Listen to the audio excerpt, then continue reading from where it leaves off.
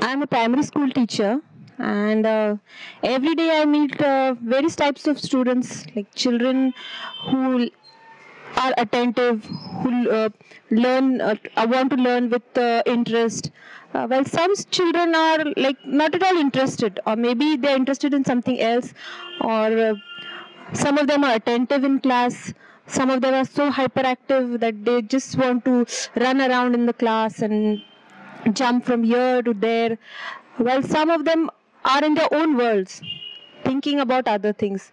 So, do you term it as low concentration or high concentration or attentive? Or my child's teacher has told me that she doesn't concentrate in the class, or she has very little concentration. So I want to know how I can increase my child's concentration. I always have a feel that whatever my daughter starts doing, or rather I ask her to do something and she starts, and after some time I go and see it will still be in the same stage, like she'll be lost in her own world. So the first thing I would tell her is, please concentrate, what is happening here, concentrate, do it fast. So what will I do for this?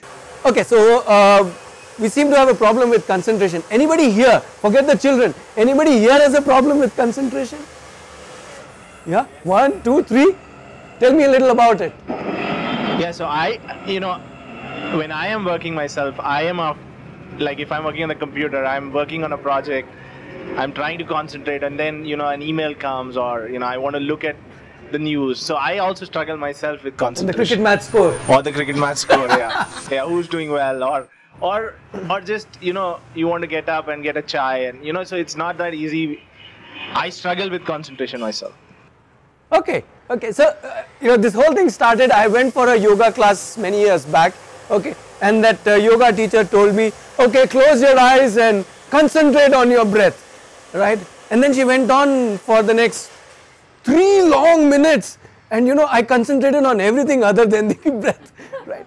So this was a 30-year-old trying to concentrate for 3 minutes on his breath and failed completely miserably, right?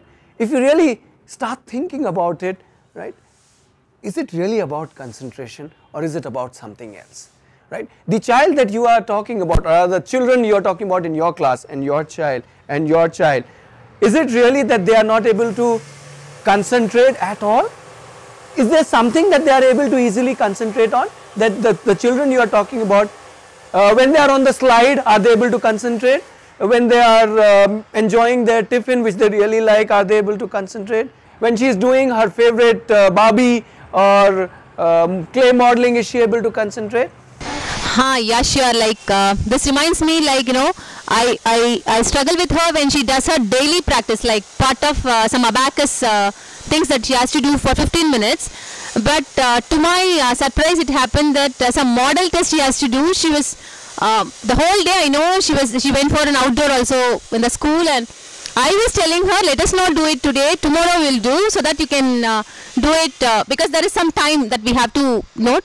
But she said, Mama, I'm doing it today, and yeah, so now this actually reminds me that I was quite surprised that day that she could do it quite fastly and without even stopping, not me pushing her any time. I feel that it's not that they can't concentrate, it's that they don't want to concentrate in that particular aspect. So if you say that they don't want to concentrate, then the question is, number one, it isn't a problem with concentration. They know how to concentrate. They can concentrate on things that they really like doing, right? Like I can concentrate on things that I really like doing. So the problem is somewhere else, which we start perceiving as a concentration problem, which we start perceiving as a hyperactive behavior. To me, the problem is all about interest. If I am interested in something, if I am really interested in something, there is nothing stopping me from concentrating on it.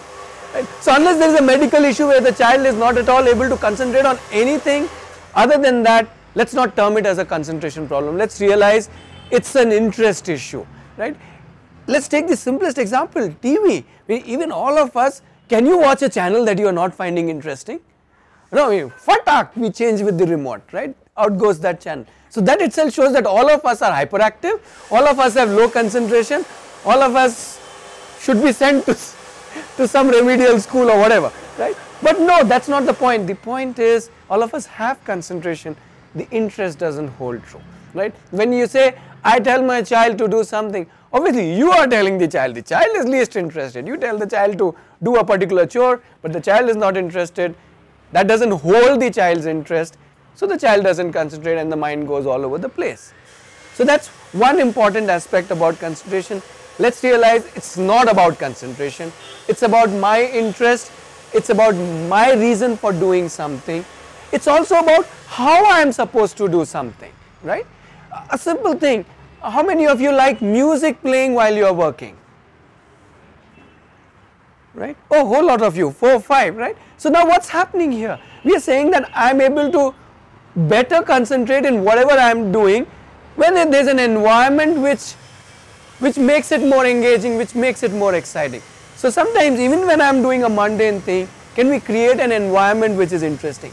Now I've seen parents saying, no, sit on chair, sit on table, keep your back straight, now do your homework. Now obviously that's going to be difficult for me, right? But if you put on music, if you let me do a little dance while I'm doing it, if you let me relax while I'm doing it, then the chances are that I'll be able to concentrate. Yeah. Another one, right? Let us say you are doing something and I come and stand there like one checker and I start checking, okay, how are you doing? And you also know that when you are finished with it, this guy will majorly analyze my work, tell these are wrong and these are right. Will you be able to concentrate there? Right? A lot of reason why children are not able to concentrate in many places is the simple fear of being evaluated. Oh my goodness, I'm going to get this right or wrong? Is the teacher going to give me a very good, which my mother is also going to see in the home? Did he get a very good or not? Now if all those thoughts are going to be in front of me, not the joy of doing whatever I am doing, then chances are I am unlikely to be able to concentrate, and I can find the simplest of the excuse, right, to move away from there. Yeah, what about me? If I don't have any of these issues, you know, but still I struggle with concentrating. So I would first of all tell you that you are not suffering from any lack of concentration. It's just your style. Some of us like to sit in one place and do one thing for a long time, but some of us are wired differently, right? We just like to move a little, right? Get a quick cup of coffee after every 5 minutes or a glass of drink. We can't sit. It's like I call you for a workshop and make you sit for 2 hours and you're saying, God, when will this guy let me move or do something, right? So sometimes some of us are just different in the sense we need to do a little bit of something else to come back to be able to do what we are doing. Yeah, so let's you've been sitting for a long time. Let's do something quickly together and let's see how that charges up. So I would like all of you to stand up. We will put both our hands up and then we'll pump our right fist and we'll say, I am good. And then we'll pump our left fist and we'll say, I am great. And then we'll do a twist. I am terrific. Let's do that all together. Ready? Yes. Yes. Okay, let's do it together. 1, 2, 3. I am good. And I am great.